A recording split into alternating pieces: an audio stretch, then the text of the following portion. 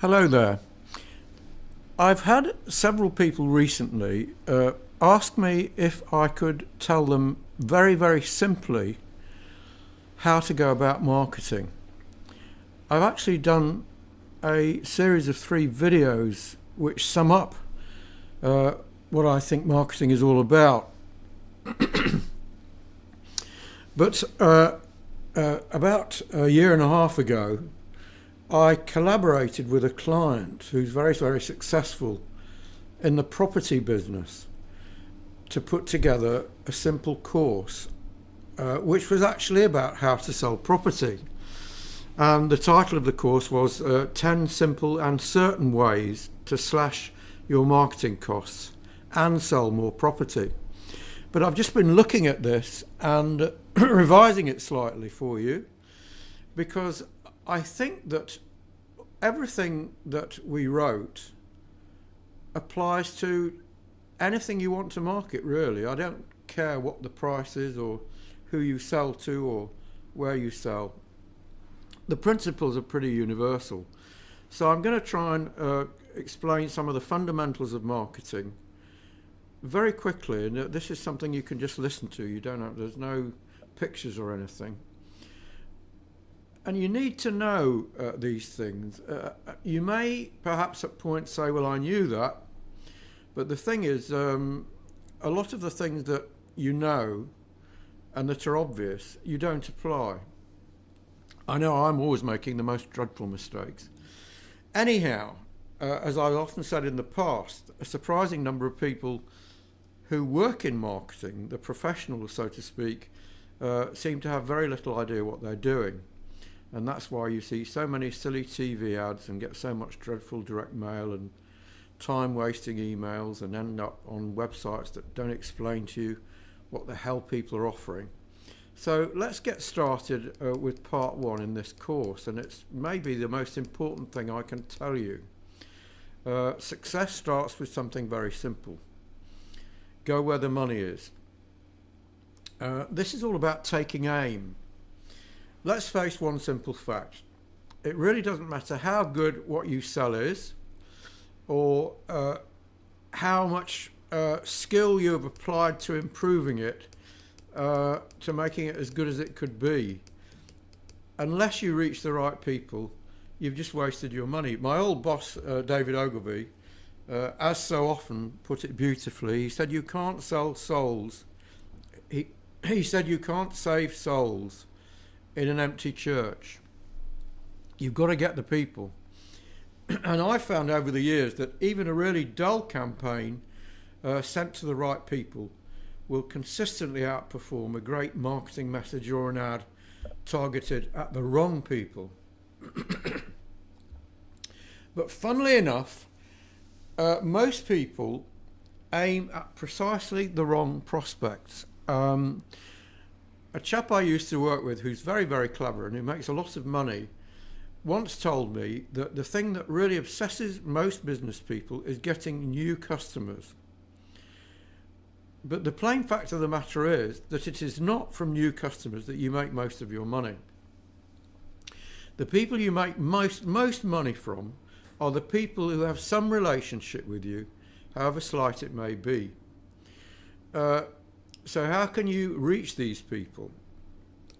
Well, you've got to start with the basics.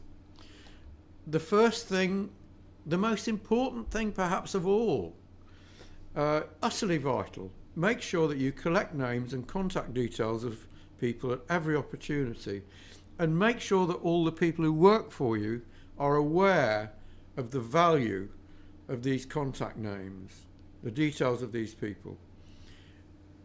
An American magazine, at least 20 years ago, suggested that the chief job of a direct marketing agency should be to build its clients' database. You're building a database when you do this, yeah? So, the first and most important part of your database is the people you deal with already, your existing clients and your prospects.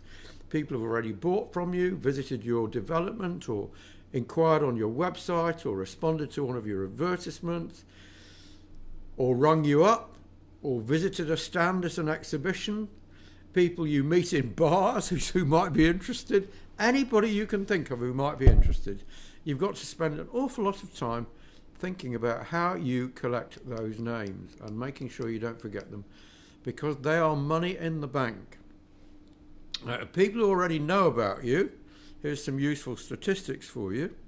People who already know about you are about twice as likely to buy from you as identical people you have no relationship with. And if you doubt me, ask yourself a couple of questions. Who do you do business with most? People you know or people you don't? Or put it in the context of your leisure. If you're thinking of going to a restaurant today, which restaurant are you most likely to go to? One you know or one you don't? The answer's obvious. So your most valuable customers are people who already bought from you. And I've done a lot of tests over the years on this.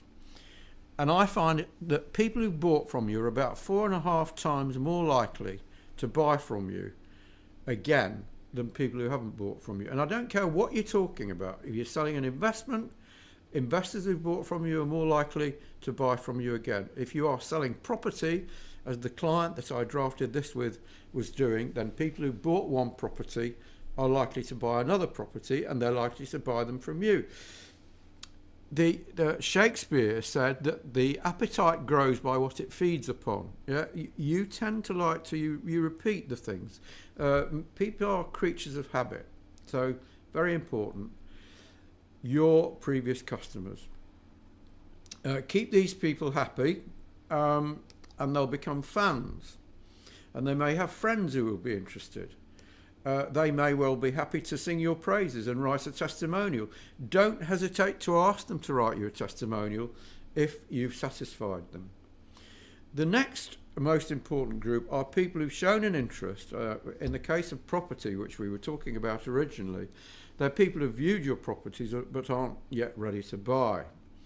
These two types of people are the types of people who can make or break your business, and the only circumstance under which this does not apply is if your business is new.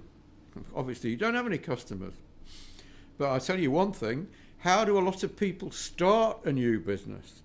They start it by finding a list of customers of somebody else in the same business. They often do it in a pretty crooked fashion, but they do know that your best prospects are previous buyers and inquirers, of course, as I was saying.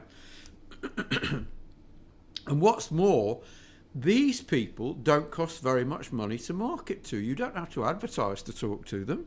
You just write to them. You write emails to them. You write direct mails to them. You ring them up. You use text marketing to them, and so on. The thing to remember is that if you keep on sending people interesting and relevant stuff, not boring stuff that's all sell, buy today, then it will be your product, your properties if you're in property, whatever you're selling, your investment policy, your insurance, your loans, whatever it may be, you'll be the people they go to first.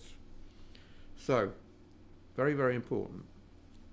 And a second important thing, you cannot bore people into buying. Don't send out dull stuff. Try to be entertaining. Try to be helpful.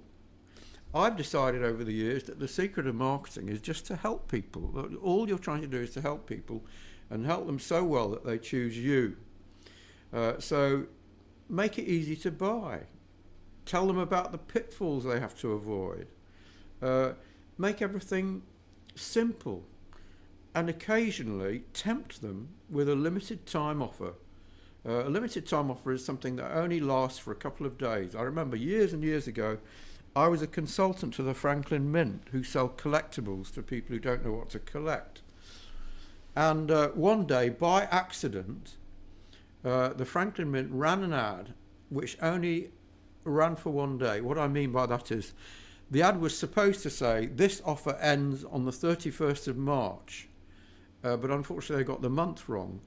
And it ended on the end of February, when the offer was closing, you know. But Al, you'll have to obviously edit that little bit. What happened with the Franklin Mint was that by accident somebody put the wrong date on an ad, so that an offer that was supposed to end in a month ended on the day that the ad ran. It still did well. That's because people are really worried about missing things. But the thing you have to remember is that clever ideas, creative stuff, far less important than clever targeting. Get your aim wrong and you'll waste vast amounts of money on your advertising and marketing. You'll get disastrous results. Get your aim right, and selling can be like shooting fish in a barrel. By the way, I've never seen anyone. Does anyone shoot fish in barrels? It's one of these wonderful phrases that we trot out, but we never stop to think, do I know anybody who shoots fish in a barrel? I don't think I do. Okay, on to the next one. The second in this series on 10 simple and certain ways to slash your marketing costs is about timing. If you get your timing right, you'll be gloriously successful. If you get your timing wrong, you'll flop. And I can tell you this from bitter experience, because when I was much, much younger, I wasted a lot of money and pretty much went broke. It eventually did kill my business by sending out a lot of direct mail. On the 9th or 12th, I can't remember, of December, what I can remember is that I wasted all my money, got very few replies, because at that time people are just thinking about Christmas. Very difficult to sell then, so timing is everything. So people buy when they are ready to buy, not when you are ready to sell. McGraw-Hill, the publishers who study salesmanship, perhaps more than anyone else, have probably produced more books on salesmanship than anyone else, did some research years ago, and they found out that it takes between 5 and 6 contacts before a salesman will sell to a customer. Well, I can tell you something, that may be an average, but if you're selling something that involves a serious investment, then it's going to take a damn sight longer than 5 or 6 contacts. I've, over the years, have nearly all the time been in one kind of advertising or marketing agency business. Not always, but most of the time. And choosing who you're going to work with in advertising or marketing is a serious decision. It takes a long time. It takes a long time, for instance, for people to get fed up with the people they're dealing with already. To give you another statistic, years ago I learned that the average length of time that a customer spends with a particular bank or a particular insurance company is about 8 years, 7 or 8 years. So people don't switch very easily. I have a client who sells buildings, and he sends out, or the last time I looked, he was sending out well over 100 follow-ups to people who'd inquired. And he found that on average, it could take anything up to 4 years before somebody bought something from him. So there you are. But just because your prospect is not ready to buy today, it doesn't mean to say that they're not willing to buy. It certainly doesn't mean to say you should give up. Today's leads are tomorrow's buyers, or next month's, or next year's, or the year after that. You just have to keep everlastingly at it. And you and I know that only a small percentage of the people that we talk to originally will ever actually buy from us if we're selling something expensive like property, which is where this course started out. But even when that tiny percentage start reading your material or listening to what you say or watching your videos, they're still not ready to buy. So how do you know when they are ready to buy? And the answer is simple. You don't. And this leads me to the next point, very, very important. You must constantly and tirelessly collect data. You must constantly enrich the knowledge you have about your prospects and clients. Send out stuff asking them questions about what they're interested in. You must then put this data to work to keep in contact with your prospects and customers. That way, you make sure that when the time comes and they're finally ready to buy, it's your properties if you're selling property, it's your insurance if you're selling insurance, it's your cars if you're selling cars. I really don't care what it is. I have a client who sells language courses. It's your language course that they're ready to learn when they are ready to learn. So you've got to keep in front of them. And this leads me to something very, very important, which I may mention later on, but it's worth saying now. As a rule, those people who communicate most do best. End of story, yeah? So one of the jobs that you have is to think, how frequently can I communicate with people? We tend to buy from the people we hear from most, whose names are most familiar and who seem most helpful. I'm not going to go into the great details of marketing here. It's a complicated subject. But here are one or two things to remember. For instance, don't rely on one medium alone. If you can possibly afford more than one, do. So a combination of email and traditional mailings often works extremely well. But then again, if you don't have very much money, email will do a pretty good job on its own.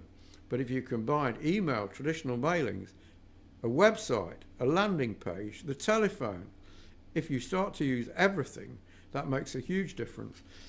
I had a client for many years who still operate very, very successfully in a terribly complex, complicated, difficult, competitive market, which is home improvement. And the reason that they have outperformed their main competitors, who for the most part are struggling, and the reason why they charge at least 2 or 3 times as much as small operators in the same business, is because of their marketing. And one of the elements in their marketing which has made a huge difference is that they don't just use direct marketing, traditional direct marketing methods such as direct mail and door-to-door inserts. They also use television brand advertising.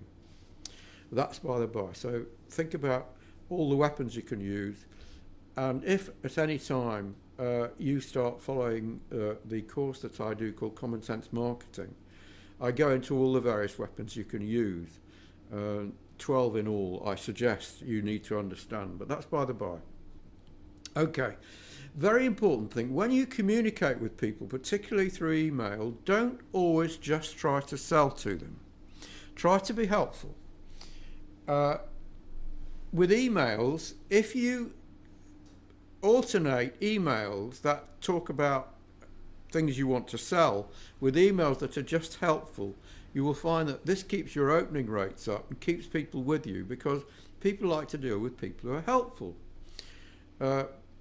Just sending out blurbs, sales blurbs every time won't work very well. As I think I said before in the last little piece, try to be entertaining but relevant. Try to give people useful information. If you are in property or you're in something like property, here's the sort of thing that a property developer should be telling prospects about. He should talk about the location. My client sells particularly in the UK, the US, Spain, and the Far East, and in particular in Thailand. And he sends out a wealth of information about the area that he operates with in Thailand, which is called Phuket. Where the best beaches are, where the best restaurants are, where the best locations are, all about the transport, all about the legal system. It's a good idea to include relevant local news. He sends out local news, but if you're selling investment, send out news about investment. Doesn't necessarily have to be all about your investment. Try to make sure that the news, for the most part, is positive, because people like to be reassured, but also include dreadful warnings. Warn people about things that can go wrong. And I've got one very important point to make to you now. This is really, I hate to use the word strategy because it's so misused, but you should try to treat your prospects, please remember this, try to treat your prospects like your customers, and your customers like your friends. What do I mean by that? Well, if you treat your prospects as well as you treat your customers, there is a strong chance they will come directly to you once they're ready to buy. What do I mean by treating your prospects like your customers? Well, you should treat your customers like gods. Yeah? They are where the money comes from. You should be helping them and communicating with them and being nicer to them after they've become customers than before they were customers, because they are your best prospects. In the same way, try and get as close to treating your prospect like a customer as you would treat a customer. Be helpful, be friendly, be useful, be somebody they want to turn to. Doing that will increase their loyalty to you and their inclination to buy to you. And why do I talk about customers and friends?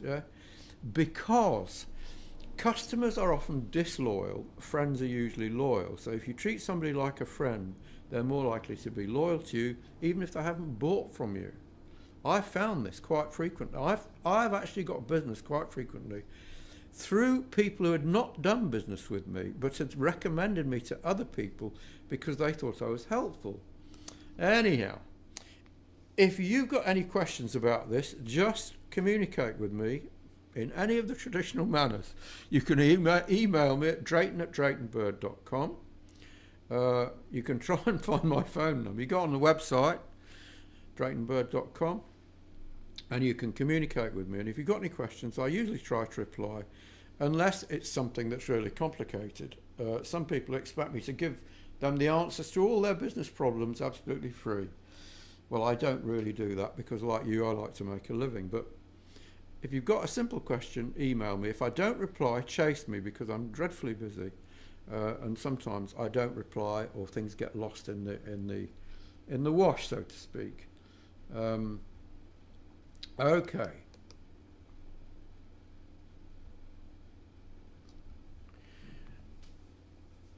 Hello again. Here's part 3 in 10 simple and certain ways to slash your marketing costs and sell more. And part 3 is called Don't Fall for the Big Advertising Lie. What is the big advertising lie? Well, if you've been in business for any length of time, I suspect this story will ring the odd alarm bell with you. It certainly should. Let's tell the story. A salesman for a magazine or a newspaper or a poster company or a TV channel or a radio channel or whatever comes and sees you and gives you the hard sell. And he tells you how many fantastic prospects you get if you run an ad with them, and how you only need to sell a tiny percentage to pay for your investment. And the guy, as a sales guy, he wouldn't make a living if he wasn't good at selling. His promises are so enticing that you think, my God, if even if it does only 1% of what he's promising, I'll still make money. So you pull out your checkbook and write a check for a 6-month contract, which costs around $10,000 US. And the salesman goes away, and in no time at all, wham, he sends you, because he said he'd do it for nothing, he sends you a great looking ad. And you think, wow, this guy's really on the ball. And 6 months later, you're still sitting in your office wondering where your first buyers are coming from.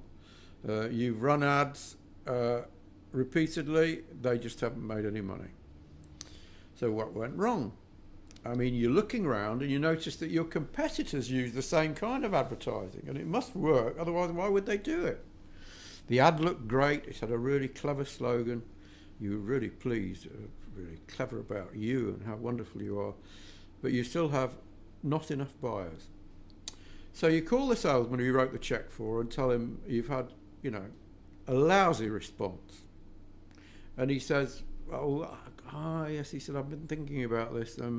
I've got some ideas for you. And he suggests some arty alterations. And he says, well, you haven't really got your message across yet. So he asks for another 6 months contract.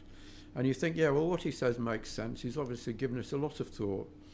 So you pull out your checkbook and write him another big fat check and sit in your office for another 6 months.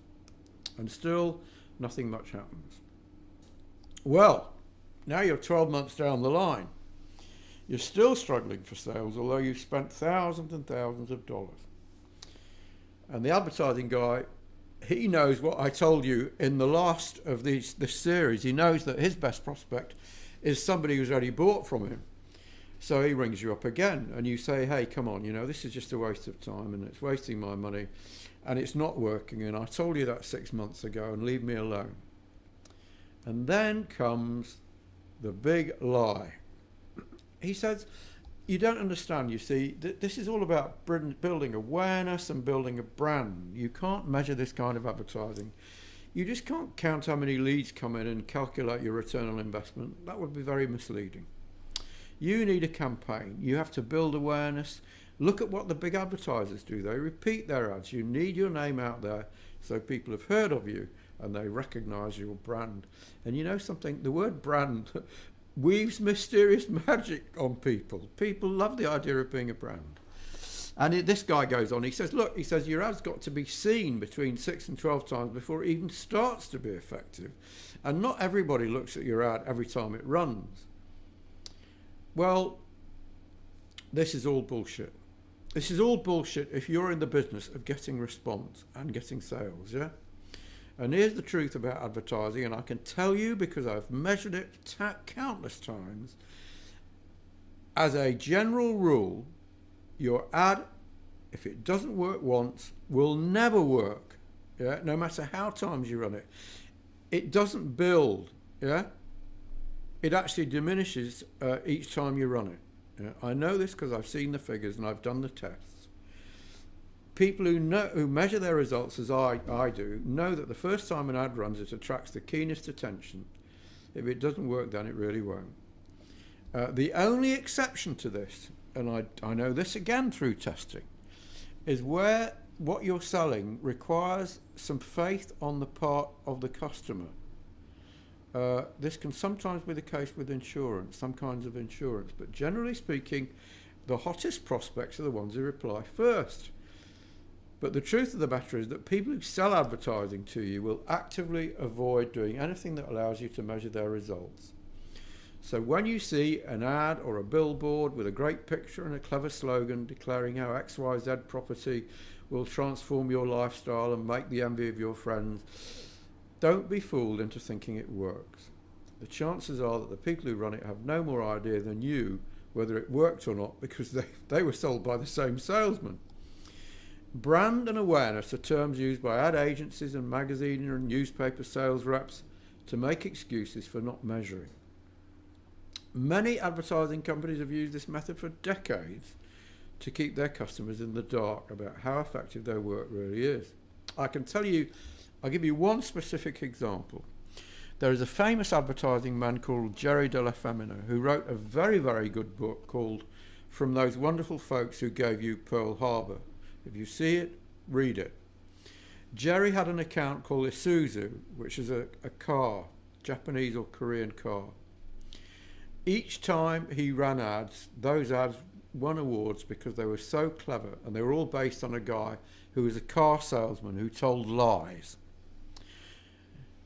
They kept on running these ads despite the fact that they did nothing for sales. In fact, they were damaging to sales because people did conclude that the Isuzu salesman was a liar, but Jerry was so persuasive that they kept running those ads. I don't know what's happened to Isuzu, but the advertising didn't work because they were sold very cleverly by a brilliant salesman the idea that awards mattered more than sales. But you can't afford this if you rely on sales. And until people wake up, and still most people do not measure the results of their advertising, until people wake up and see that results can be effectively measured, and you can measure your results, and you can target where things do the most good, this will carry on. At this point, let me just say something very important. I'm not saying that Coca-Cola and Adidas and people like that are a bunch of idiots who are just throwing advertising money down the drain. I'm not saying that at all. Their sales process is not the same as yours. They're selling through retail in a global consumer market where the image is very important. Their ads are designed to stick in the mind and make people choose them when eventually they come to the point of sale, the shop. Their margins and numbers are so colossal that they can afford to throw millions at advertising. You can't. You need a return on your investment, and you need it now. Totally different kind of marketing. Yeah, totally different kind of marketing. So the next time an advertising salesman asks you for a big check, think twice. And there's no use me telling you about what a terrible thing this is and you're a fool and blah, blah, blah, unless I tell you what to do. So here's what to do. Here are the questions that you should ask to somebody who suggests to you. And I'm not just talking about advertising salesmen, I'm talking about agencies, I'm talking about anybody who comes along to you and says, do this, it'll make you rich. Yeah? Question number 1, really? Show me the sales results. Question number 2, do you mind if I talk to a few of the people who are getting sales through you, some of your existing clients? Just give me a list of their names and I'd like to call them. And call them before he can ring them up and say, hey, somebody's going to ring you, blah, blah, blah. Then, you know, people who sell you things, very often they just look at them, they're like you, they look at them and they think, hey, this is great. They have no more idea than you have. They're not really being crooks. They believe in it, yeah?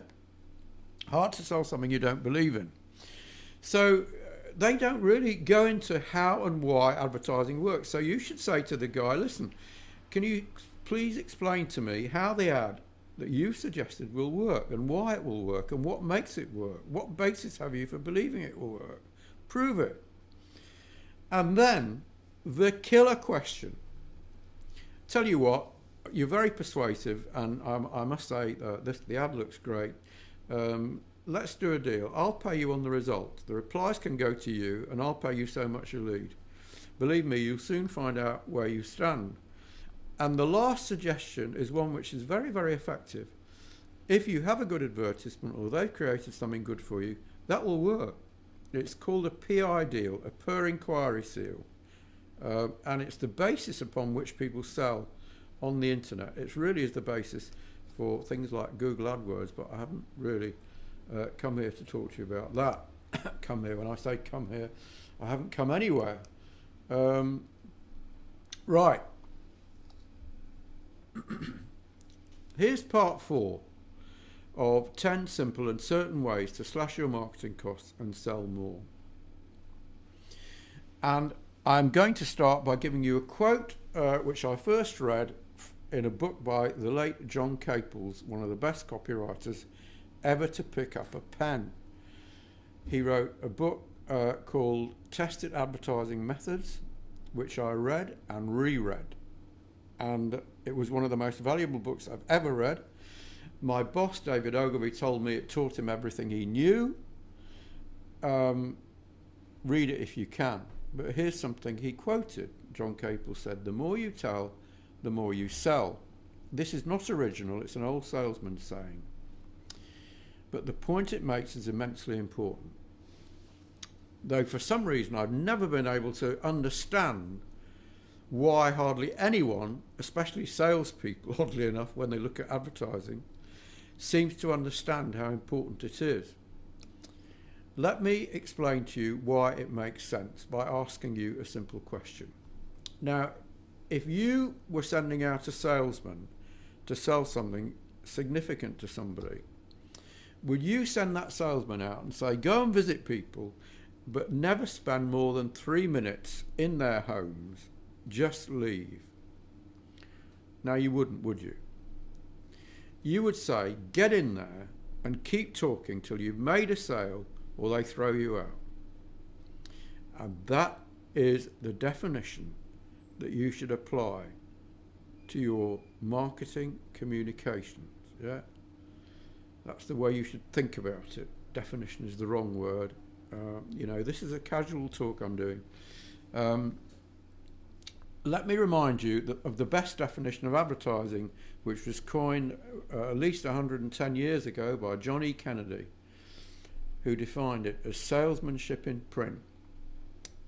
If you allow for changes in media like TV and the internet, and the mobile phone or cell phone, that's what it still is.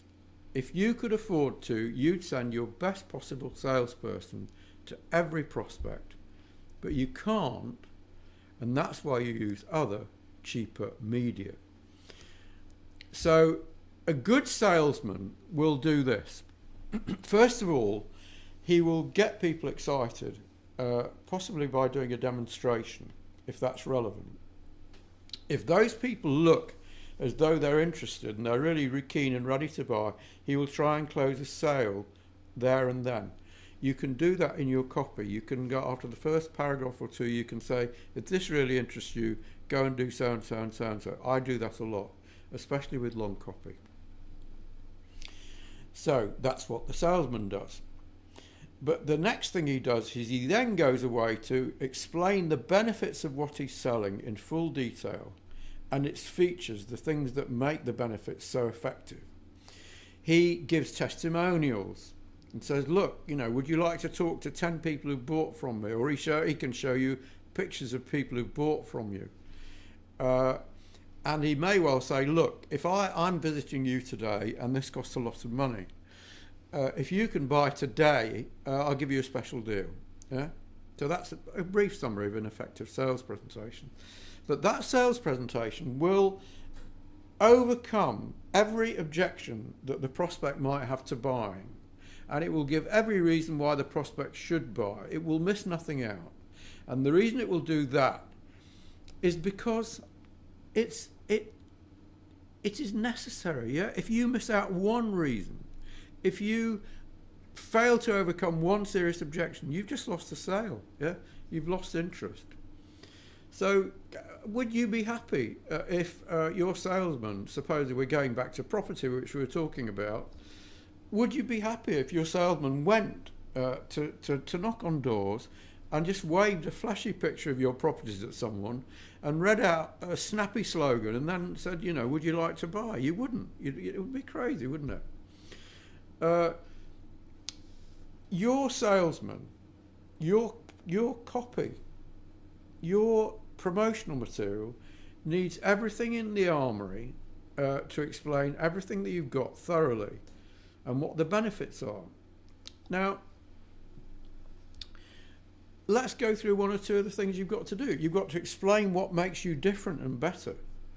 You've got to point out the features of your property if you're selling property and the benefits.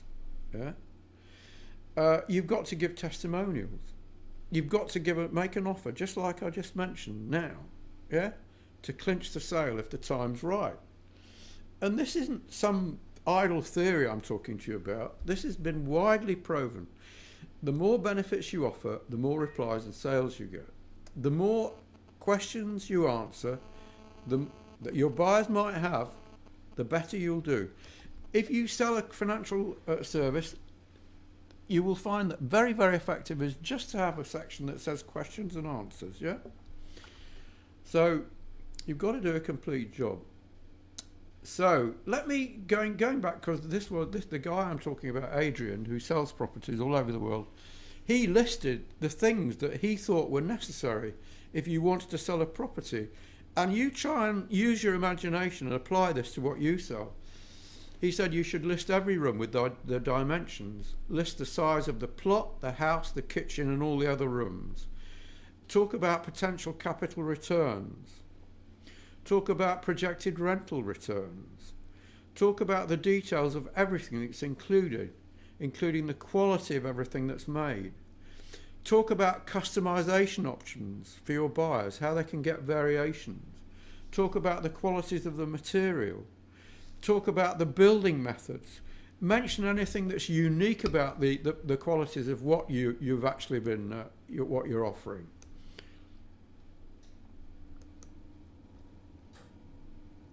Sorry, there's a gap here.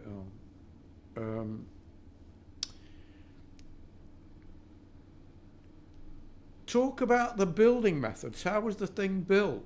Give any warranties and guarantees. How long, they guarantee everything.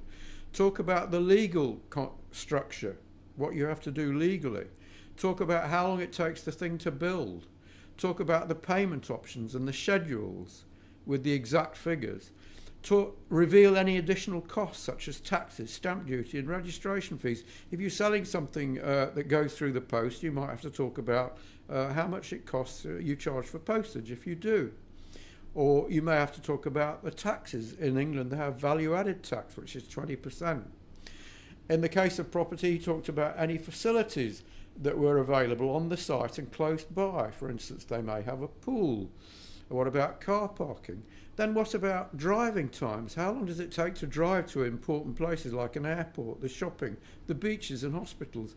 Talk about all the other facts about the location and its benefits. Talk about the past projects you've completed, the expertise of your management team, your track record, the testimonials from your buyers and anything else you can think about.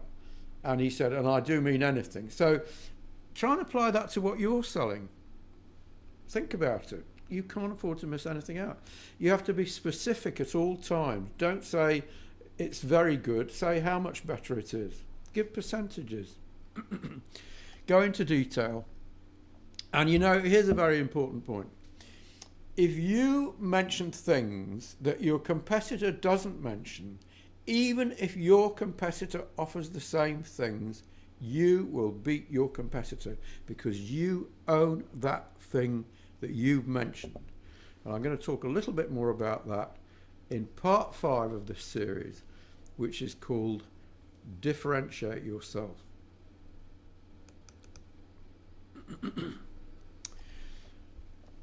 Okay, this is part 5 of the 10 simple ways.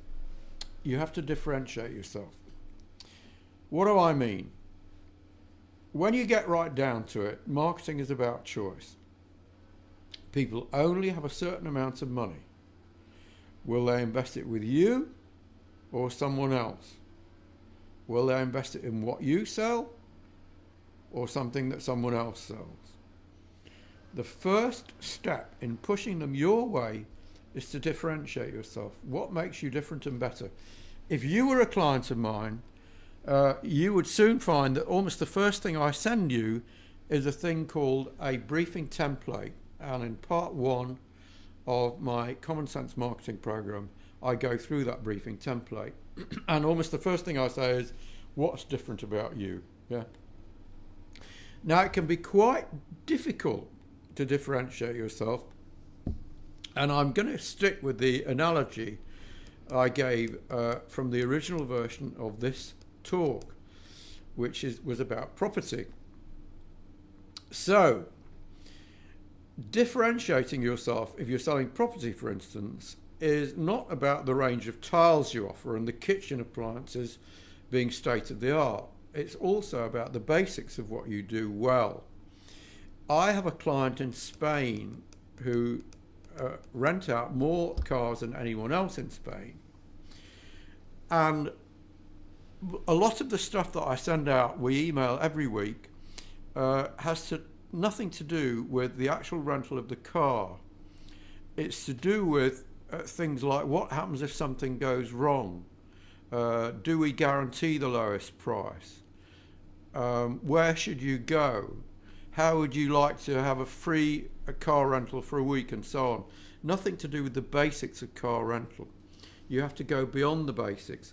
So the first questions you have to answer are the questions in every prospect's mind, which are, can you do something for me that nobody else can do, or can you do something better than anyone else? And as I said in the last part of this little affair we're having, this doesn't always have to be something that only you are doing. It can be something everyone does but doesn't talk about it. And as I said, if you're the only person to do it, you own it. Because although it may not be news to you, it is news to your prospects. And by the time that your competitors copy you and say, hey, we do that too, they will be seen as copycats, and you will have secured your position in your market, what they call first mover advantage. Yeah? A classic example, going back 100 years, is from Claude Hopkins, whom I hope you've read, the author of Scientific Advertising. He did some advertising for Schlitz beer, In a very short space of time, his ads took Schlitz from number 5 in the US market to neck and neck with the number 1 beer. And very quickly it became, and remained for years, the biggest selling brand in America. How did he do it? Well, there was a big controversy at the time, the early 1900s, about the purity of beer. Other brewers made claims but didn't back them up. They didn't prove. Hopkins was so good he was being paid the modern day equivalent of over $2 million a year just to write copy. He took the trouble to go around the Schlitz brewery, and there he saw a big machine which was emitting clouds of steam. He asked what it was, and he was told, "Oh, that's just for cleaning the bottles. Everyone does that." So Hopkins created ads which featured this. The great line was, "Our bottles are washed in live steam." And then he pegged away remorselessly on the same theme in a series of ads. And by the way, Claude Hopkins' classic scientific advertising really is a must-read if you're serious about making your marketing work. So you can get your free copy from me by going onto my website. In fact, it's all over the place. Go to my Common Sense website and you can download it. You can see Schlitz ads if you go on the internet, actually. Just look up Claude Hopkins or look up Schlitz advertising. And here's a quote from a Schlitz ad. This is what they could get away with. You go to jail if you said this now. The headline was, "Ask your doctor about Schlitz beer. He knows the importance of purity." Tell him that Schlitz beer is aged for months before it is marketed, aged in glass enamel steel tanks. He will say it cannot cause biliousness. Tell him that every bottle is pasteurized after it is sealed. He will say that such beer must be germless, and so on. The pasteurization is the live steam, by the way. But anyhow, so he ran a lot of ads saying things like that. And in no time at all, Schlitz was actually the number 1. And the reason was that Hopkins was the first to explain in specific detail why Schlitz beer was pure. And once he did that, Schlitz was permanently embedded in the buyers' minds as being especially pure. Remember, all the breweries were talking about how pure their beer was, but there was only one brewery that was explaining why the beer was pure, whereas others just made claims. So what can you do to set yourself apart?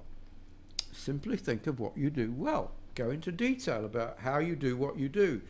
If it's a property you're selling, go into detail about how you build them and why this makes them high quality. Going back to property, you could use your past experience and go into detail about why you build in a certain way. You may have experience with certain building materials. You may have decided that a certain type of roof tiles are best, or there's a good way to treat exterior wood. Look, I know damn all about building, but you get the idea, yeah? You can talk about craftsmanship. You can talk about how you vary things for people. And above all, you can offer a solid guarantee and testimonials. That will always make a huge difference. The plain fact of the matter, now, does this sound obvious to you? But the fact of the matter is, it's very likely that none of your competitors are doing this stuff. Just check out their ads and their brochures and see for yourself. Knowing what works and what doesn't work in marketing is a huge strategic advantage because, quite frankly, most of your competitors rely on inspiration and luck. They will never do as well as carefully applied, solid knowledge, which is what I'm trying to give you. Anyhow, if you have any questions, just reply to me or give me a call. And one last point I'd like to make to you. You will hear from me, here and elsewhere, the same thing time and time again. I make absolutely no apology. Years ago, I learnt something very, very important from one of the world's most successful advertising men. He was the head of J. Walter Thompson worldwide. and he'd been talking to a psychologist, and that psychologist suggested to him that advertising was just a learning process, a teaching process. And he said, all you have to understand is that the secret is repetition, stories, and surprises. Repetition is very important. You'll notice I tell stories, and occasionally I say surprising things, but don't worry if you hear me say the same thing time and time again.